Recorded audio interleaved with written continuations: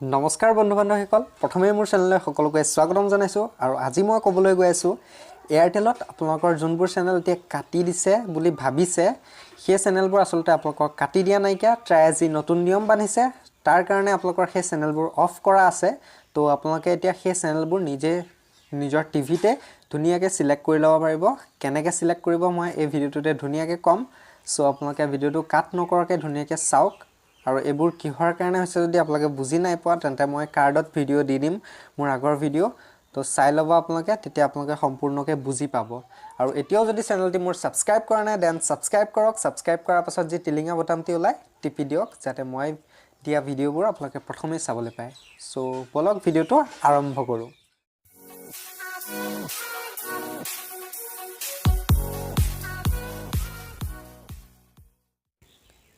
তো প্ৰথমে চেনেলবোৰ লগালে এনেকুৱা ধৰণে দেখুৱাই এৰৰ কোড 4 দেখুৱাই তো 998ত আপোনালোকে চেনেলটো লগাই ল'ব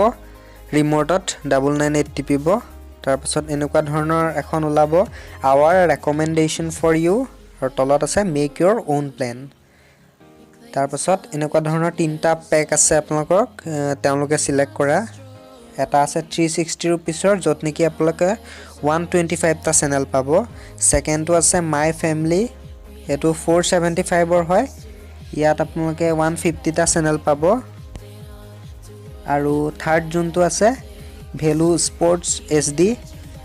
হেতু আপোনালোকে 123 টা চেনেল পাব এটো হল 495 ৰ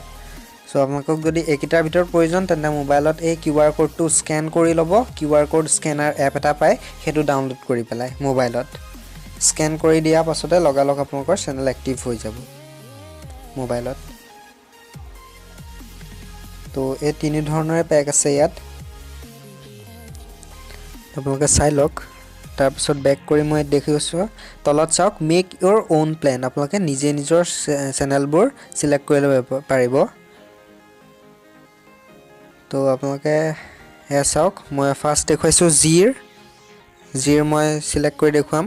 ফাৰ্স্ট আপোনালোকে ডিটেইলছত যাবলৈ হলে গ্ৰীন কালাৰ আপোনালোকৰ বুটামটো টিপিব তাত ডিটেইলছ কে কোন কিটা চেনেল পাব 39ত হেতু আপোনালোকে চাব পাৰিব তো মই আপোনালোকক দেখুৱাইছো চাওক এখিনি চেনেল আপোনালোকে পাব 39ত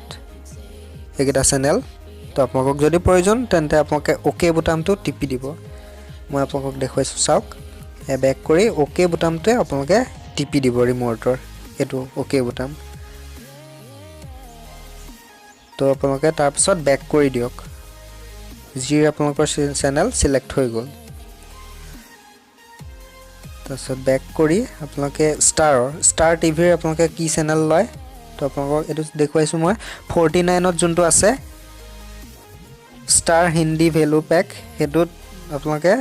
ডিটেইলছত গ্ৰীন বুটামটো টিপি পেলাই চাই ল'ব কি চেনেল আছে আপোনালোকে যদি প্ৰয়োজন আছে তেন্তে আপোনালোকে চাই ল'ব চেনেল কিটা চাই পেলাই এবোৰ চাওক আপোনালোকে ইয়াতে আছে চেনেলবোৰ তো আপোনালোকে তেনেকৈ আপোনালোকে আপোনালোকৰ প্ৰয়োজন মতে আপোনালোকে টিপি ল'ব ওকে বুটামটো এতিয়া দবাই দিছো মই চাওক তাৰপিছত বেক কৰো বেক কৰি এতিয়া সনিৰ চেনেল মুক লাগে 31 रुपीसত এটো যোনটো আছে ওপৰতে হেতুৱে সিলেক্ট কৰি লও তো ডিটেইলছত আপোনালোকক আকৌ দেখুৱাই দিছো মই কি চেনেল আছে একেটা চেনেল আছে আৰু জিল মিলনি এটা হৈ আছে টিভিত কাৰণ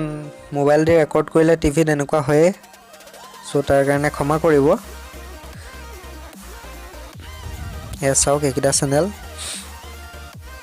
তো এটো মই সিলেক্ট কৰি ললো সিলেক্ট কৰি মই বেক কৰো